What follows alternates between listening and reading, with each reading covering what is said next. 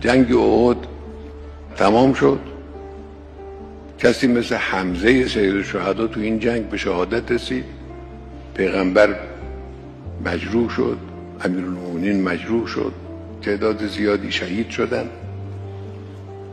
خسته و فرسوده و زخمی شده و اینا برگشتن مدینه.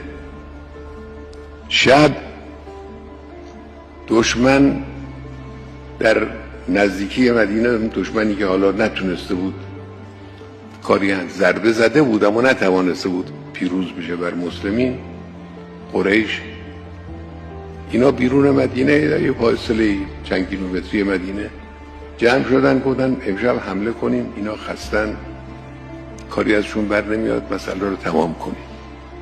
عواملشون آمدن داخل مدینه، شروع کردن هراس افکنی.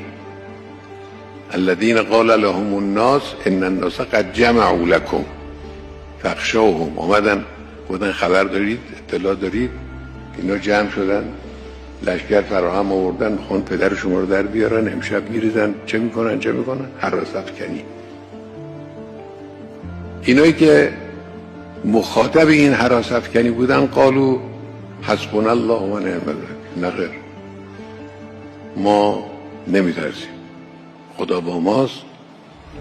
پیغمبر فرمود اون کسانی که امروز توی احد زخمی شدن جمع بشن. اونا جمع شدن، گفت برید مقابل اینا. رفتن، اونا رو شکست دادن و برگشتن. فانقلبوا بنعمت من الله و فضل. یه مقدار زیادی غنیمت آوردن و هیچ مشکلی هم براشون پیش نیامد، دشمن رو ناکام کردن و برگشت. این سنته. پس بنابراین اگر چنانچه در مقابل هراس افکنی دشمن شما معتقد شدید که حسبنا الله و نعم الوکیل به معنای واقعی کلمه و به وظایفتون عمل کردید، نتیجهش اینه.